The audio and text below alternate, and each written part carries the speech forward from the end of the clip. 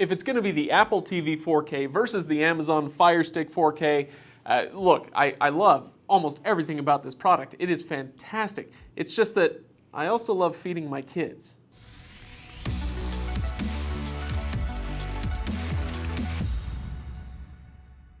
Now don't forget to subscribe and check the description below because we're giving away 3 of these things.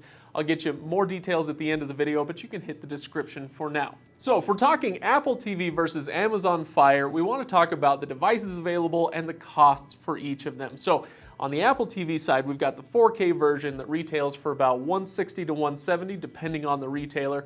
You can get it for $200 if you're foolish enough to actually shop at apple.com.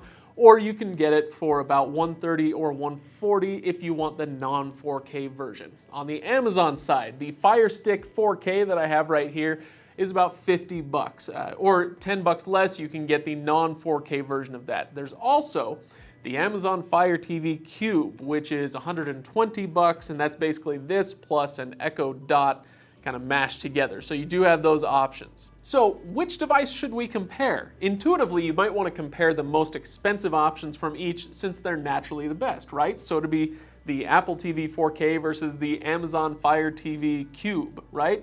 Well, hold your horses because the closest comparison is actually between the Apple TV 4K and the Fire Stick 4K.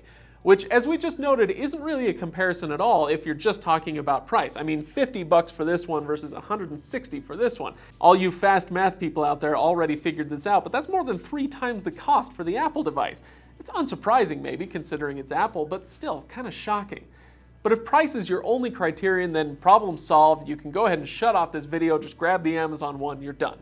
But price might not be your only consideration. The next thing to think about is which ecosystem you want to live in. Because either way, once you plug in one of these devices, some of your future choices have basically already been made. If I utilize the voice search feature on the Apple TV to rent Police Academy or whatever, it'll send me to iTunes to make that purchase, or whatever the successor to iTunes is. I know it's going to be new. We don't know enough about that yet. Anyway, point is, on the converse side, the Fire Stick will send me to Amazon Prime to make that same rental. Now, yes, there are workarounds in either case, like you can limit your search to certain apps, but these devices are designed to work most smoothly and easily within their own ecosystems. So, you want to get the most from your Apple TV? Well, then you'd better already be an Apple fan with a bunch of their devices, or a new willing convert. And of course, ditto for the Fire TV. But these devices have a ton of different apps, right? So which one has the better apps?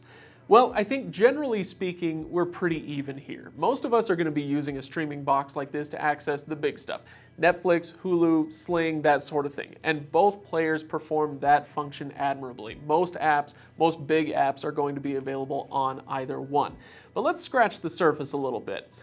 Both devices also do a pretty good job with gaming as well. They have remotes that let you play great looking games with simple controls, or you can even go the extra mile and install a game emulator and use a Bluetooth controller to, say, play classic games like on the NES or SNES. But when it comes to apps and daily functionality, if we dig just a little bit deeper, I think the Apple TV starts to inch ahead, thanks to the TV app on the Apple TV. I know it's kind of a weird name, but it's just called the TV app. There's a lot to dig into with this, but I'll keep it pretty short for now. The TV app is the simplified, Appleified version of something I wanted for quite a while. See, it pulls together your content from various other apps like Hulu, ESPN+, HBO, Stars, and yes, even Amazon Prime. And it lets you see everything in one place instead of jumping in and out of every app every time you want to switch over. So the Watch Now tab will pull all the stuff you're in the middle of watching and put it into one list that you can see across your devices, whether it's the Apple TV or it's your phone or your tablet or your Mac. It is extremely convenient. Unfortunately, Netflix isn't participating in this yet. I hope they do someday, but I guess we'll see. Now, while we're on the subject of apps, I haven't said anything yet about the new Apple TV Plus service that's scheduled to come out later this year, and that's on purpose. We just don't know enough about it yet. We'll have to see how it does when it comes out. For now, I do think it's safe to say that it will work best on the Apple TV. Now, one last thing where I think the Apple TV comes out a bit ahead, and that has to do with the remote. Both remotes are good, don't get me wrong, and I actually think I prefer the clickable circle on the Fire TV remote over the trackpad on the Apple TV remote when it comes to everyday use.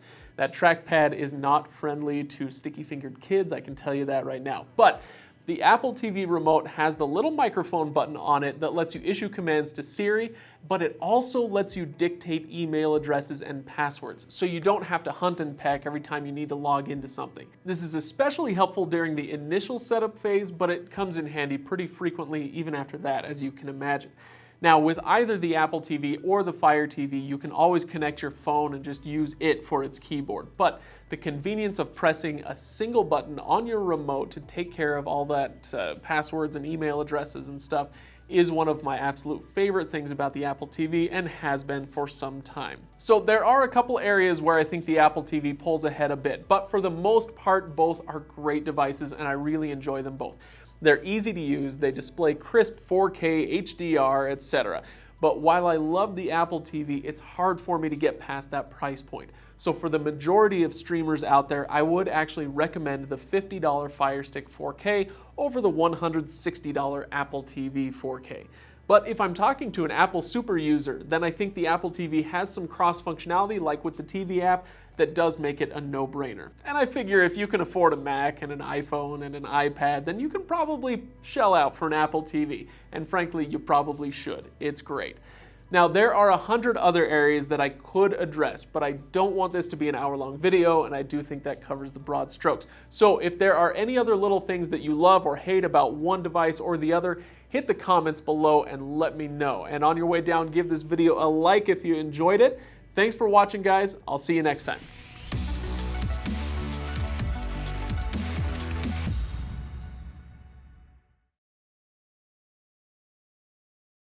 We are giving away an Apple TV 4K, 3 of them actually. So hit the description below. There's a link there where you can get all the details. Like, comment, share. There's a bunch of ways that you can enter to win this.